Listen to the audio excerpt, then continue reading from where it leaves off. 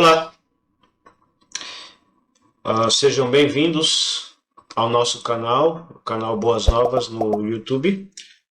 Esse é mais um vídeo que nós estamos postando de estudo bíblico, dando continuidade assim ao nosso último estudo sobre a batalha pela mente humana. Uma batalha está sendo travada para a conquista da mente e do coração do homem. Deus, em sua graça e misericórdia, deseja salvar o ser humano da condenação eterna por meio da obra redentora do seu Filho, o Senhor Jesus Cristo. E o inimigo tem, de todas as formas que lhe são possíveis, tentado frustrar esses planos.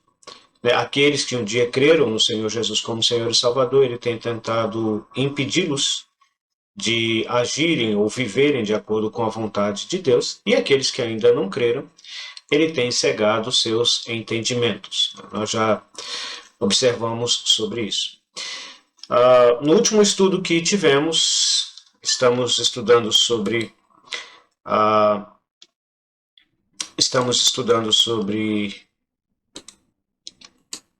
os nomes que descrevem seu caráter e suas características.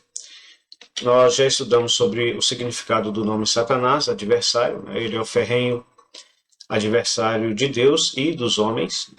Tudo o que Deus fez, tudo o que Deus faz, tudo o que Deus fará. Ele, como adversário, tenta de alguma forma frustrar, atrapalhar, prejudicar, deturpar, distorcer as coisas que Deus fez e faz e ainda fará.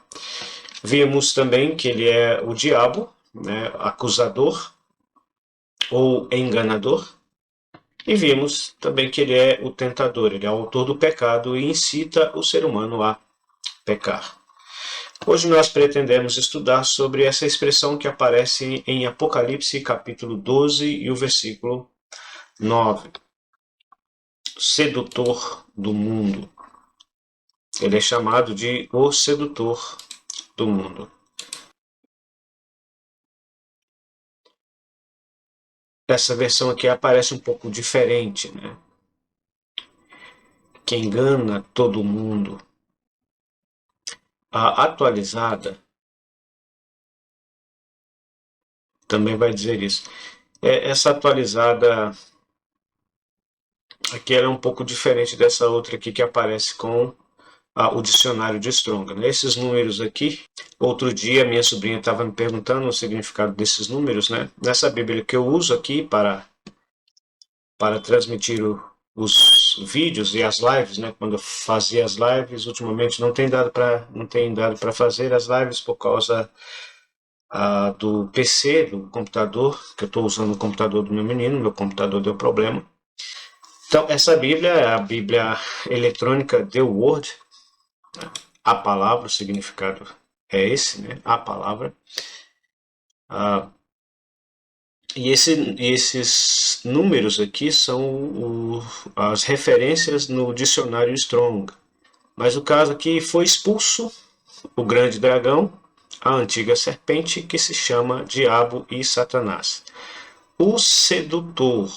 As versões impressas vai usar essa expressão aqui da atualizada. A corrigida vai dizer um enganador. Mas essa aqui eu achei ela interessante. O sedutor de todo o mundo. Sedutor de todo o mundo. A palavra planal, a palavra enganador, diabolos, dado a calúnia, difamador, que acusa. Essa daqui, sedutor, planal, fazer algo, alguém se desviar, como você já observou aqui. Mas essa expressão aqui, traduzida pela revista e atualizada, ela é melhor. Eu acho ela bem interessante nesse sentido. E a gente sabe o que significa isso, sedutor, sedução, que seduz. Isso é muito comum a gente ver em filmes e novelas. O jogo de sedução, que é feito entre um homem e uma mulher, um homem tentando seduzir uma mulher, ou uma mulher tentando seduzir um homem. E nessa questão do jogo da sedução, eu creio que essa a ideia, né? O sedutor de todo mundo.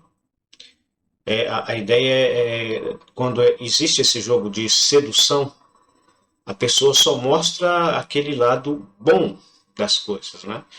Uma mulher vai supervalorizar o seu externo, no caso, o seu corpo, o seu rosto, vai vestir roupas provocantes, atraentes, vai colocar joias, vai usar uma maquiagem, vai fazer um corte especial no cabelo, né? O homem vai vestir uma roupa bonita,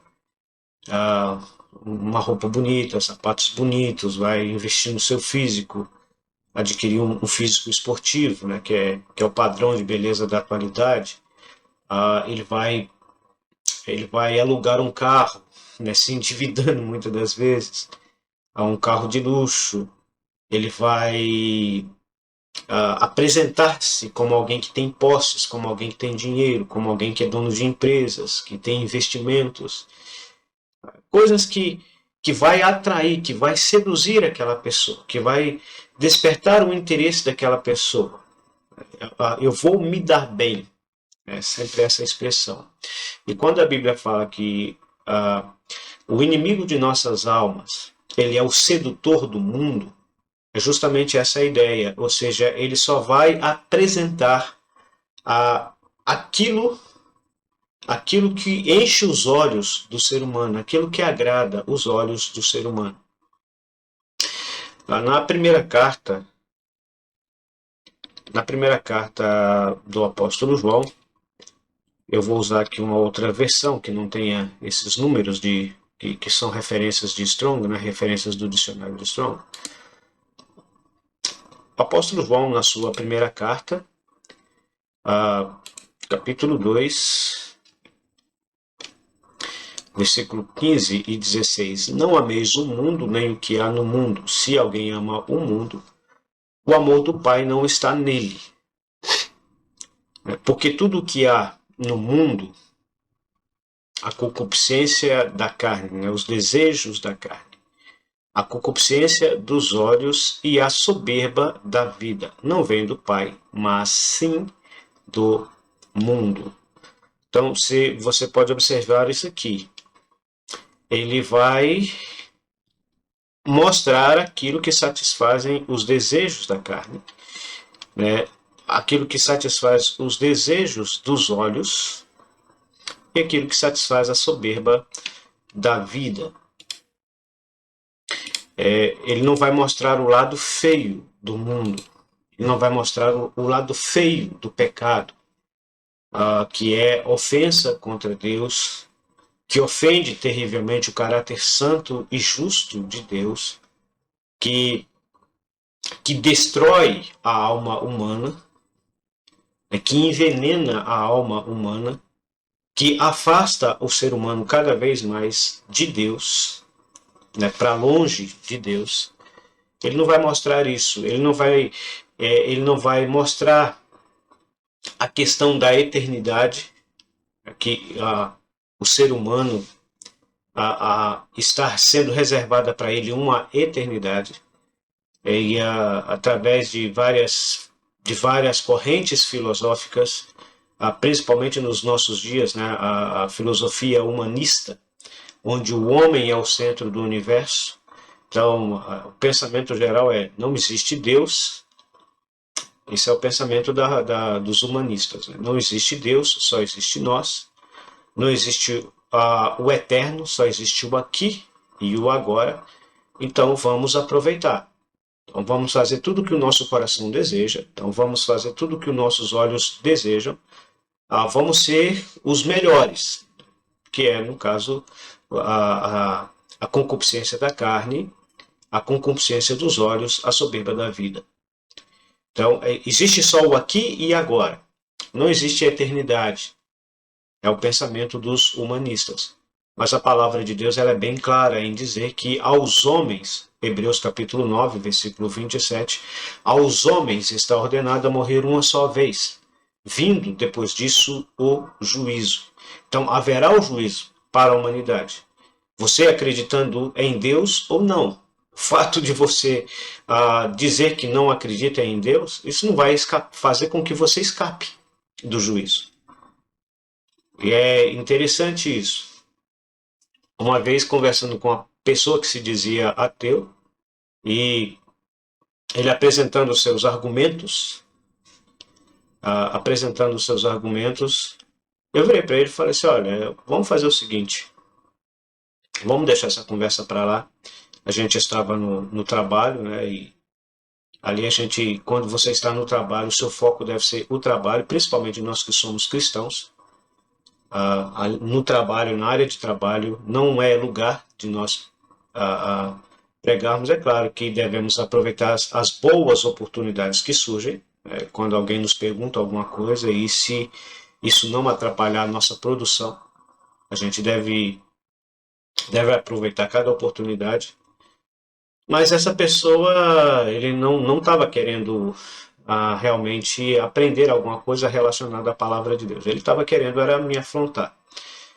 E ao perceber isso, eu simplesmente virei para ele e falei: você só vai acreditar em Deus quando for tarde demais. Ele falou: como assim? No dia que você estiver diante dele, diante do juízo. E você acha que o fato de você dizer para ele que você não acreditava nele irá fazer com que você escape do juízo? Você está redondamente enganado. E uma das coisas que me preocupa, por exemplo, e por isso que eu digo que uma pessoa que é ateu, ele não é realmente uma pessoa 100% honesta consigo mesmo, é o fato de alguém que se diz ateu, que não acredita em Deus, não acredita na eternidade, só acredita no aqui, no agora, naquilo que ele vê. É o fato dele tentar convencer as pessoas que acreditam de que ele está certo, de que ele tem razão. Se ele não acredita em Deus, por que ele precisa convencer as pessoas? Por que ele precisa provar para as pessoas que acreditam em Deus que Deus não existe? Por que ele precisa fazer isso? É porque lá no fundo, na consciência dele, ele sabe que está se enganando, ele sabe que está se iludindo. E ao tentar fazer isso, ele não está tentando provar para o outro, ele está tentando provar para si mesmo, que Deus não existe. Mas só que o que está acontecendo é o contrário, a consciência dele o está acusando. E contra a consciência não tem como o ser humano ir. Você pode até tentar por algum tempo. Você pode até deixar de escutar a voz dela, calejar ela, como a própria palavra de Deus diz que há pessoas que calejaram as suas consciências. Mas e contra a consciência, como disse Martinho Lutero, é perigoso demais. Uma pessoa que vai contra a sua própria consciência é uma pessoa que está correndo um grande perigo, e um perigo de ir para a perdição eterna. Mas o caso aqui é que Satanás, como sedutor do mundo, ele apresenta-se como alguém que vai simplesmente mostrar só o lado bom do pecado, só o lado bom das drogas, só o lado bom da imoralidade, só o lado bom da glutonaria, só o lado bom da ganância, só o lado bom da fama e das coisas que enche os olhos, né? A gente poderia ficar aqui horas citando, enche os olhos do ser humano, porque é aquilo que o seu coração, que a sua natureza pecaminosa deseja, que o seu coração almeja, ou seja, ser um destaque, ser alguém observado, olhado, admirado, aplaudido, a soberba da vida, né? Aplaudida pelas outras pessoas. Então ele mostra só o lado bom disso. Recentemente eu vi uma declaração de um cantor de funk, não sei se é funk, se pode chamar de funk ou rap, eu não sei, mas um cantor brasileiro dessa linha de música. Mas a declaração dele, né, um homem que teve várias mulheres, um homem que vivia para satisfazer os desejos do seu coração, né, da sua natureza pecaminosa, da sua carne, ele dizendo que a vida louca cobra um preço muito alto. Ele tinha adquirido um câncer e veio a falecer por causa desse câncer, mas ele disse, essas foram as palavras dele, né? A vida louca, a chamada vida louca, que é a vida entregue aos prazeres da carne, aos prazeres deste mundo. Ele falou que ela cobra um preço muito caro. E esse preço caro, Satanás não mostra para as pessoas. Jovens estão perdendo as suas vidas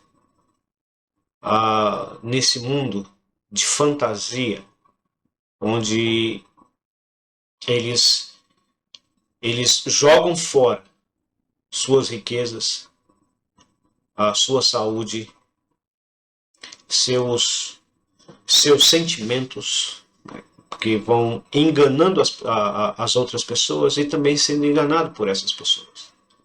Nesses relacionamentos só por diversão, chamado sexo sem compromisso. Então, ele só mostra esse lado bom, esse lado bonito. Por isso que é chamado de o sedutor do mundo. Um outro nome que aparece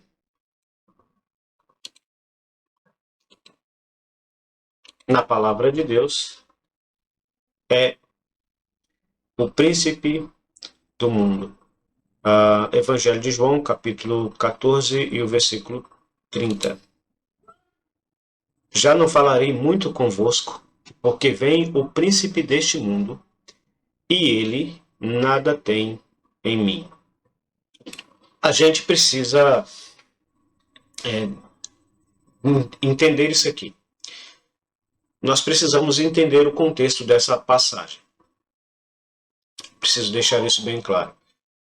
No Evangelho de João, capítulo 13, 14, 15 e 16, o Senhor Jesus Cristo está preparando o coração dos discípulos para os seus últimos momentos que ele iria passar com eles. Então ele está consolando os seus discípulos.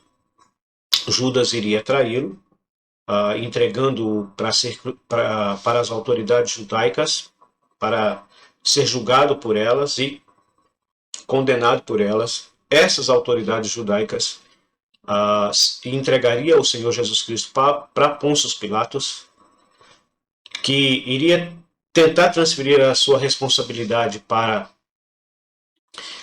Herodes, mas Herodes depois retornaria aquela responsabilidade para Pilatos e este assim o condenaria a ser crucificado, lavando assim as suas mãos naquela cerimônia hipócrita, né? De lavar as mãos, indicando assim que ele seria inocente do sangue daquele homem. Mas no caso aqui é que o Senhor Jesus Cristo está preparando o coração dos discípulos para estes momentos.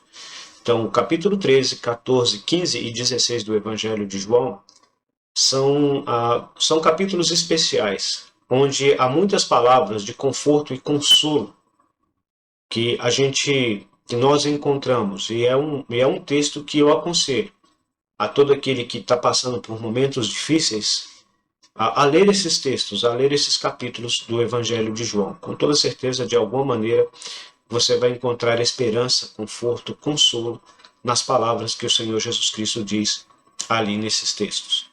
Então, esse texto está dentro desse contexto. Então, quando Cristo está dizendo já se aproxima o príncipe deste mundo, devemos lembrar que Judas já tinha saído para trair. E essa conversa está acontecendo entre o cenáculo e o Monte das Oliveiras, onde ele vai, no Monte das Oliveiras, onde ele vai orar intensamente e ele vai clamar ao Pai que, se possível, fosse afastar-se dele aquele cálice. O seu suor se tornará grandes gotas de sangue correndo até o chão, né, naquela angústia que ele estava. É claro que ali Cristo não está temendo a morte em si, mas o fato dele ser desamparado, o fato dele ser, ele como homem perfeito, que nunca havia pecado, que dolo algum havia achado em sua boca, que porque nele não havia pecado, ali ele seria separado por causa dos nossos pecados seriam lançados sobre ele, e ele seria separado, desamparado. A angústia do Senhor Jesus Cristo é por causa daqueles momentos onde haveria uma separação entre ele e seu Pai. Aquele que nunca pecou, por causa dos nossos pecados, iria ser desamparado. Então, é nesse trajeto que está acontecendo essa conversa. E é justamente ali onde Judas vem trazendo aqueles que haveria de prender o Senhor Jesus Cristo. E é ali que também acontece a traição, quando Judas aponta, né, que seria aquele quem ele beijasse, que eles deveriam prender. Então, quando o Senhor Jesus Cristo fala que o príncipe deste mundo está se aproximando e ele nada tem em mim, ele está se referindo a todo este conluio que estava sendo influenciado pelo inimigo de nossas almas, influenciando não somente o próprio Judas Iscariotes, que a palavra de Deus nos diz que o próprio Satanás entrou nele, né? Mas também, no caso, as autoridades religiosas dos judeus naqueles dias, como Pôncio Pilatos e o próprio Herodes. E a própria palavra de Deus no livro de Atos dos Apóstolos, capítulo 4,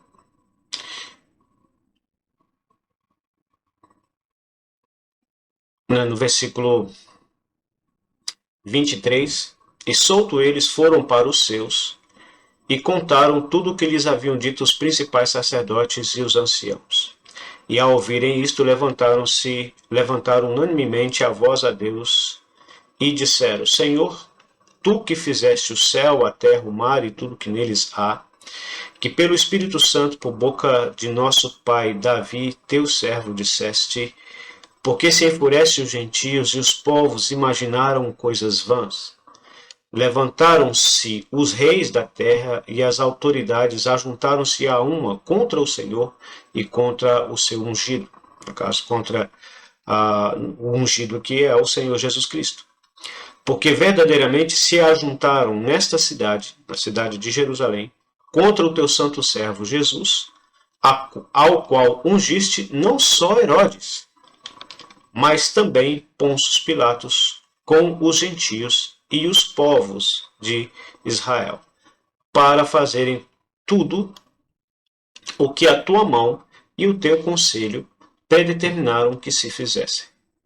Então, o apóstolo Pedro, na direção do Espírito Santo, ao dirigir essa oração ao Senhor, devido à perseguição que tinha se levantado, ele está citando o Salmo de número 2, que diz assim: os reis da terra se levantam e os príncipes juntos conspiram contra o Senhor e contra o seu ungido, dizendo: rompamos as suas ataduras e sacudamos de nós as suas cordas. Ou seja, quem estava por trás de toda aquela maquinação contrária ao Senhor Jesus Cristo era o inimigo de nossas almas, o príncipe deste mundo. E ele ainda esse título ainda é uma referência a esse caráter dele, né? Ele está atrás das cortinas, manipulando os sistemas políticos, socioeconômicos e religiosos deste mundo. Então, ele ainda é o príncipe deste mundo. Ou seja, quem que está atrás dessas autoridades, manipulando elas para agirem de acordo com a sua vontade. E essa expressão príncipe deste mundo, mundo aqui a gente não pode entender como o planeta Terra criado, também não é a humanidade. Em alguns contextos, a palavra mundo vai se referir à humanidade, ao gênero humano. Né? João 3,16, porque Deus amou o mundo, o gênero humano, as pessoas, né? Desde Adão até a consumação dos séculos. Porque Deus amou ao mundo, ao gênero humano, as pessoas que habitaram, que habitam, e se o Senhor assim permitir, ainda vai habitar nesse mundo. João 3,16, nesse planeta, melhor dizendo. João 3,16 é nesse sentido, é o gênero humano. Deus amou o gênero humano a ponto de enviar o seu próprio Filho para poder salvar aqueles que, arrependidos de seus pecados, creem no Senhor Jesus como Senhor e Salvador de suas almas. Mundo, no texto de João 14 e o versículo 30, mundo ali é o sistema humano organizado em rebelião contra Deus. O ser humano criou um sistema, organizou uma sociedade. E qual é os pilares de governo dessa sociedade? A política, a cultura, a economia e a religiosidade. E quem está por trás de cada uma desses sistemas, que é chamado de os pilares da sociedade humana, é o inimigo de nossas almas. Ali, como um mestre de marionetes. São todos marionetes nas mãos dele. E o Senhor Jesus Cristo diz claramente: Ele, o príncipe deste mundo, nada tem em mim. Não há compatibilidade entre o Senhor Jesus Cristo e o inimigo de nossas almas. Então, quando a Bíblia fala não ameis o mundo, é não ameis esse sistema. Nós vivemos no mundo, mas nós não somos deste mundo. Por isso que é algo que preocupa-nos muito quando cristãos, pessoas que dizem ter crido no Senhor Jesus Cristo, se identificam com algum político ou com algum líder religioso deste mundo e são capazes de agredir verbalmente e às vezes até fisicamente aqueles que pensam diferente deles. Se nós não somos desse mundo, porque o nosso Salvador, o nosso Senhor, não é desse mundo, que é o Senhor Jesus Cristo. E o mundo nada tem, não há compatibilidade entre o Senhor Jesus Cristo e este mundo, porque esse mundo ele é regido pelo inimigo de nossas almas. E foi essa a oferta que o inimigo fez ali ao Senhor Jesus. Ele mostrou todos os reinos do mundo e a glória deles. E falou: tudo isso te darei se prostrado me adorares. Essa foi a tentação do inimigo de nossas almas contra o Senhor Jesus. Então, nós devemos defender a pessoa e a obra do Senhor Jesus Cristo. Não um sistema político, seja ele de direita, de esquerda, do centro ou de qualquer área. Não estou dizendo que o cristão não pode ter suas preferências políticas. Que isso, nós estamos vivendo neste mundo e isso pode acontecer. Mas chegar ao ponto de dominar a mente e o coração, a tal ponto de ele agredir seus próprios irmãos em Cristo com palavras, verbalmente e talvez até fisicamente, porque eu já ouvi dizer isso, e coisa escandalosa, tem alguma coisa errada na vida deste irmão ou dessa irmã. A nossa pátria ela está nos céus. Nós estamos nesse mundo aqui somente de passagem. E quando a Bíblia fala, usa essa expressão em relação ao inimigo de nossas almas, o príncipe deste mundo, é justamente isso que ela está querendo dizer, que quem está por trás desses sistemas humanos é o inimigo de nossas almas. O homem organizou uma sociedade fora da vontade de Deus, onde ele busca a felicidade, a alegria, o prazer naquilo que está fora da vontade de Deus e naquilo que aborrece, que ofende o caráter santo de Deus. Ou nós vamos fazer a vontade de Deus, ou nós vamos fazer a vontade do mundo. E se nós decidirmos fazermos a vontade do mundo, estaremos fazendo a vontade daquele que está por trás dessas cortinas, manipulando, seja os líderes religiosos, seja os líderes sociais, políticos, econômicos, culturais. Agora, permita-me fazer essa pergunta, meu amado irmão, minha amada irmã. Você tem seguido o Senhor Jesus Cristo e tem vivido uma vida de maneira tal que está na contramão deste mundo? Ou você tem tomado a forma deste mundo? Se conformando, né? A palavra conformar ali em Romanos, capítulo 12, que nos ensina que nós não devemos conformar, tomar a forma, né? O mundo é uma forma, é colocar dentro de uma forma, né? É uma forma. Aí você pegar o pensamento e colocar dentro dessa forma, dentro da caixa que esse mundo oferece. É interessante, né, que a gente sempre ouve a expressão pensar fora da caixa. Pensar fora da caixa. Uma expressão interessante que a gente ouve. Mas o cristão deve pensar, deve não só pensar, mas viver fora da caixa, que é esse mundo. Ou seja, pensar conforme a pessoa do Senhor Jesus Cristo. Por meio da sua palavra, a Bíblia Sagrada, na direção do seu Santo Espírito, buscando as coisas que são de cima, que são celestiais, e não colocando a sua esperança nas coisas passageiras e transitórias deste mundo, que está indo de mal a pior.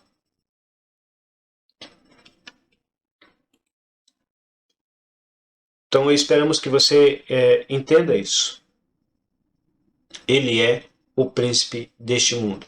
Quem está por trás dessas maquinações, dessas organizações, desses sistemas, seja religioso, seja econômico, seja social, seja cultural, seja político, é o inimigo de nossas almas. Um outro nome que vai aparecer na palavra de Deus designando, né, seu caráter e as características dele é príncipe da potestade do ar. Já falamos alguma coisa a respeito desse texto. Bom, a gente voltar lá e lermos novamente. Efésios capítulo 2, versículos 1 e 2. Ele vos vivificou, né? Vivificou, deu vida, estando vós mortos nos vossos delitos e pecados. Então, havia um grupo de pessoas na cidade de Éfeso que haviam ouvido o Evangelho, arrependido de seus pecados e crido no Senhor Jesus Cristo. Esse grupo de pessoas, o apóstolo Paulo está se dirigindo a eles nessa carta, dizendo, olha, ele, o Senhor Jesus Cristo, vos deu vida a vocês, estando vós mortos nos vossos delitos e pecados. Então, aquelas pessoas da cidade de Éfeso, antes de conhecer o Senhor Jesus Cristo como Senhor e Salvador de suas almas, estavam mortas nos seus delitos e pecados. E não só aquelas pessoas, mas todos nós, antes da nossa conversão, antes de Deus, através da sua graça e misericórdia, conceder-nos o arrependimento dos nossos pecados e a fé na pessoa e na obra do Senhor Jesus Cristo, todos nós estávamos mortos nos nossos delitos e pecados. E ele vai dizer, né, na direção do Espírito Santo, né, nos quais outrora andastes, segundo o curso deste mundo, ou seja, o mundo está indo de mal a pior, está cada vez mais próximo do seu fim, o mundo passa, segundo o príncipe das potestades, segundo o príncipe das potestades do ar. O que quer dizer essa expressão aqui? O príncipe das potestades do ar, do espírito que agora opera nos filhos da desobediência. Essa expressão significa que ele, o inimigo de nossas almas, ele comanda um exército muito grande de seres espirituais. A gente não sabe a quantidade de anjos que Deus criou. Há textos bíblicos que falam de miríades de miríades, milhares de milhares, principalmente nos profetas maiores, Isaías, Jeremias.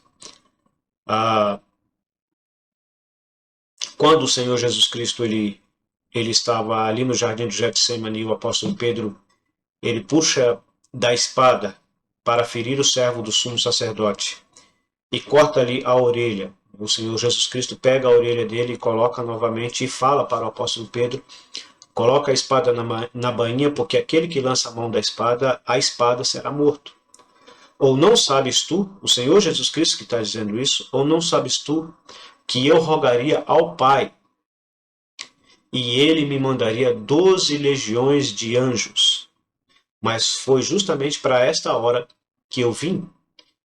Ou seja, Cristo está dizendo que se fosse para ele sair daquela hora, daquele momento, onde ele seria levado até aquela cruz e morto ali por causa dos nossos pecados, onde ele derramaria ali o seu precioso sangue como Cordeiro de Deus por causa dos nossos pecados, ele está dizendo, se fosse para ele fugir, para ele escapar daquela hora, para ele ser salvo daquela hora, era só ele rogar ao Pai. E este, o Pai, enviaria 12 legiões de anjos. Uma legião romana tinha em torno de 6.000 soldados. Ou seja, 72.000 anjos. E quando você vai fazer um apanhado, né, das aparições angelicais no Velho Testamento, no livro dos Reis, no segundo livro dos Reis, um único anjo matou um exército inteiro de seres humanos que vinham contra a nação de Israel. Ou seja, era muito fácil para o Senhor Jesus Cristo escapar daquela hora, mas foi justamente para aquela hora que ele veio, para morrer na cruz do Calvário.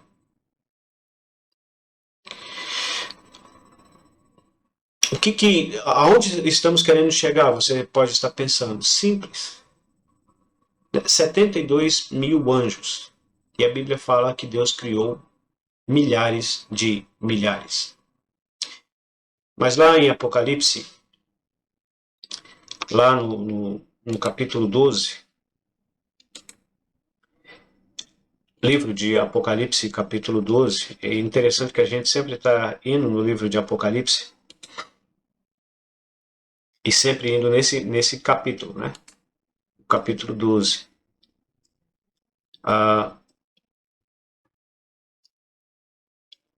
Versículo 3, viu-se também outro sinal no céu, eis um grande dragão vermelho, esse dragão vermelho, que é o inimigo de nossas almas, né, que é o diabo, Satanás e tal.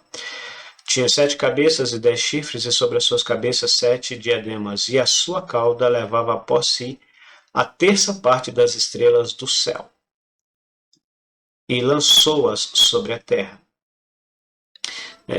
Isso aqui é uma linguagem figurada, a gente já falou sobre isso. As estrelas do céu aqui, no caso, é uma referência dos anjos. Mas Satanás, na sua queda, para você entender o que estamos dizendo, de cada ser celestial que Deus criou, de cada anjo que Deus criou, quando Satanás se rebelou, ele levou a terça parte para si. A gente não sabe a quantidade exata de anjos que Deus criou.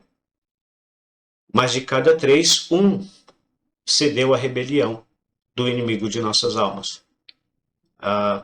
Então, ele comanda um exército muito grande de seres espirituais que se rebelaram contra o seu Criador. Ele é o chefe desse exército, que é chamado ali de potestades do ar. Satanás ele não é onipresente. O único que tem esse poder é o próprio Deus. Deus ele é onipotente, onisciente e onipresente.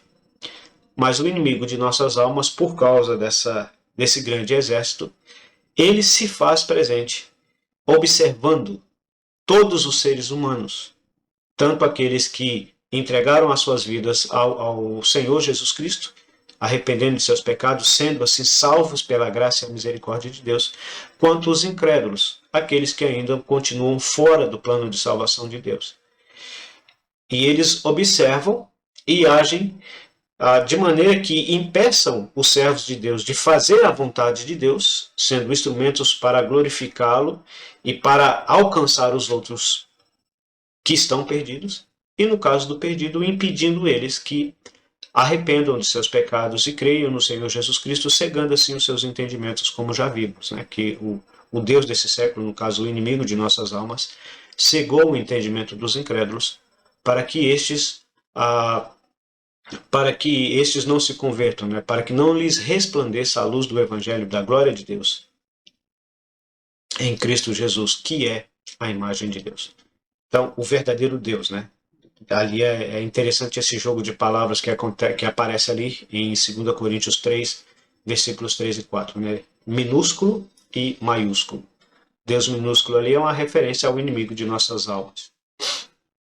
A gente vai chegar ainda nessa expressão, nessa característica dele. Mas no caso, há esse exército que está controlando esse sistema que nós chamamos de mundo. E quem controla esse exército é o inimigo de nossas almas. Então, como que nós podemos vencer? Nós vamos passar por isso, mas como que nós podemos vencer este grande exército? Através da graça e a misericórdia de Deus manifestada na pessoa e obra do Senhor Jesus Cristo, que, juntamente com sua salvação, que nos é dada gratuitamente, por meio da fé na pessoa e obra do Senhor Jesus Cristo, ele nos dá as ferramentas necessárias para combatermos estas hostes espirituais da maldade. Mas isto é para um próximo vídeo. Nós vamos falar sobre esse assunto no próximo vídeo.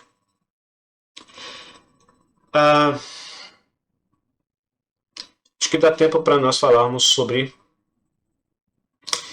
mais um nome ainda que aparece.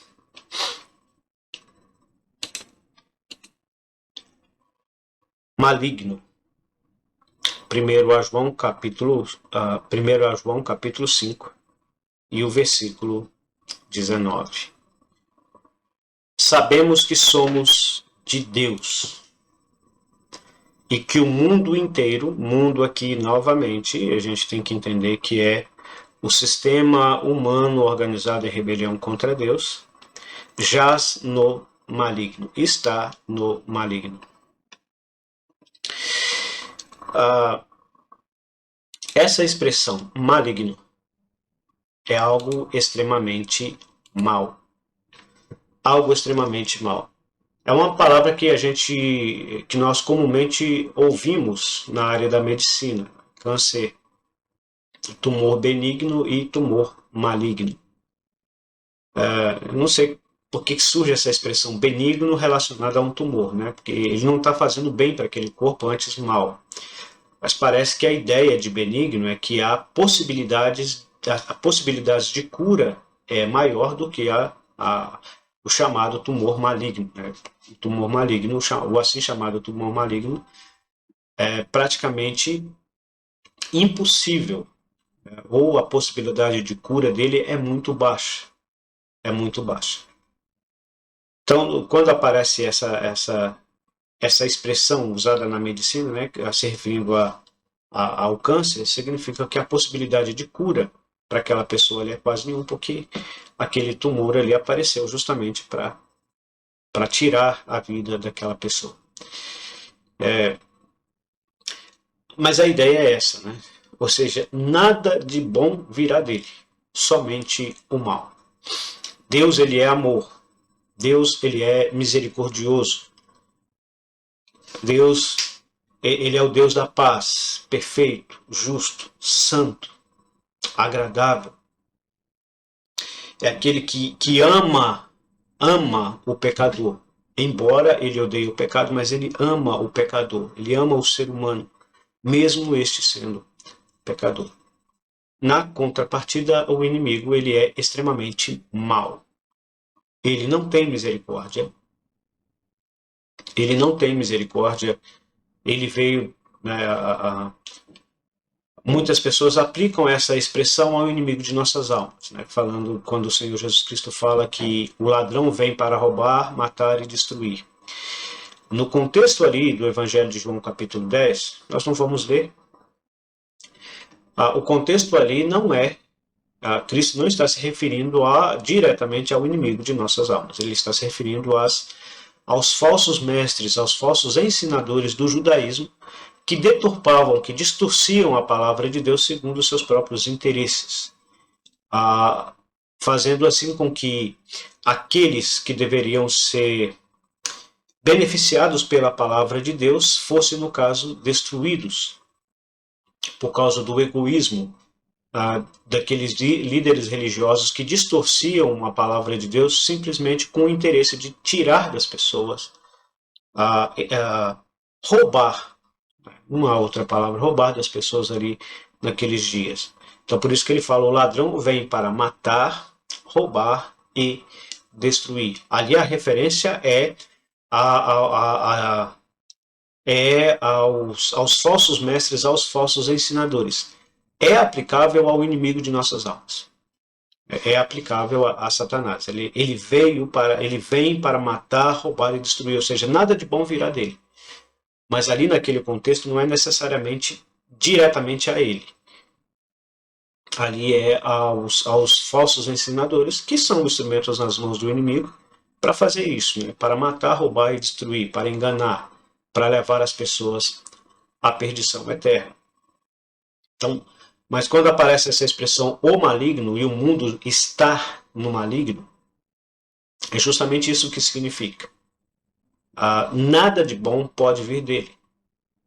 E esse mundo que tem sido seduzido fala daquilo que ele apresenta para o mundo, né? Ele só apresenta o lado bom do pecado, o lado bom da rebelião contra Deus, se é que podemos dizer assim, né? Lado bom que não é bom coisa nenhuma, porque só satisfaz o ser humano momentaneamente, mas coloca o ser humano dentro de uma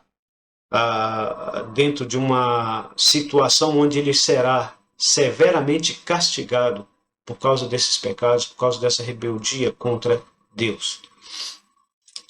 Príncipe deste mundo significa que ele está atrás, que ele está por trás, que ele está manipulando todos aqueles que exercem influência e poder sobre este mundo, tanto na área da política, na área social, na área econômica, quanto na área cultural e religiosa deste mundo.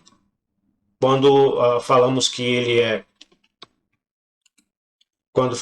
o príncipe da potestade do ar, e já vamos para aquilo que os nossos olhos não veem, que está além da nossa visão física, que é se podemos dizer assim, o mundo invisível, o mundo espiritual. Existe um exército de anjos rebeldes que estão debaixo do seu controle, que ele controla, que ele domina, que ele tem autoridade sobre esses anjos rebeldes que cederam à sua rebelião e que são instrumento nas mãos dele para levar o ser humano à perdição eterna. Aqueles que ainda não creram no Evangelho e aqueles que creram no Evangelho, aqueles que foram salvos, de alguma forma impedi-los de viverem dentro do centro da vontade de Deus. E nesse caso aqui, ele é o maligno, ou seja, nada de bom, absolutamente nada de bom poderá vir dele. Basta você ler o livro de Jó. Basta você ler o livro de Jó.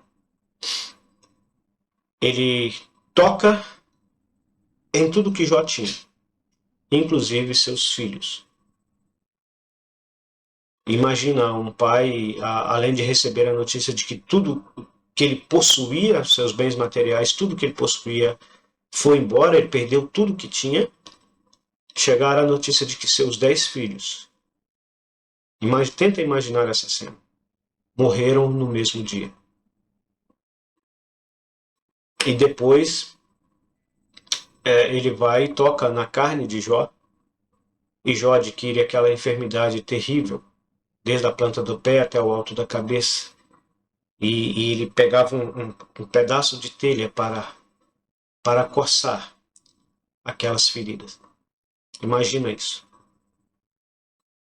E não somente isso, mas os amigos de Jó, que vieram consolar a Jó, emite críticas duras contra Jó.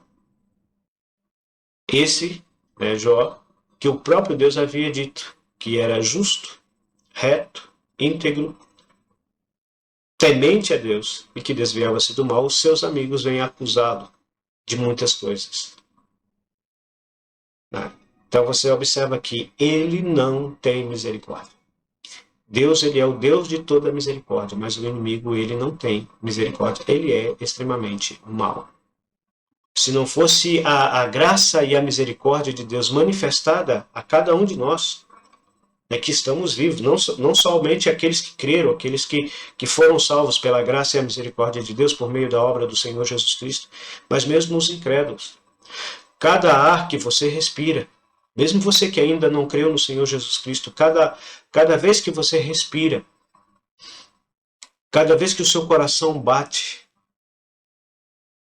cada vez que você deita na sua cama depois de um dia de trabalho e dorme, depois levanta, a graça e a misericórdia de Deus está te dando oportunidade para você arrepender, para você crer no Senhor Jesus para ser salvo. Se não fosse isso, há muito o inimigo já teria. Se não fosse o poder limitador de Deus, que Deus ele é onipotente e ele coloca limites para a ação do inimigo, e se não fosse esse limitador que Deus coloca, ou que Deus colocou em sua graça e misericórdia, ele já havia destruído a humanidade e tentou fazer e tem tentado fazer isso ao longo dos anos. Mas Deus tem impedido, e impedido de uma maneira miraculosa, para que sua graça e a sua misericórdia seja manifestada aos olhos de todos. Mas muitas das vezes o ser humano está tão ocupado com as coisas passageiras e triviais dessa vida, com as coisas sem sentido, sem notícias, com os memes da internet, com as bizarrices que têm acontecido na internet, as discussões vãs e tolas que têm acontecido na sociedade. Às vezes a gente percebe pessoas discutindo coisa tão tola, tão sem sentido, enquanto o tempo está passando e essa pessoa está cada vez mais próxima da eternidade ser aberta diante dos seus olhos.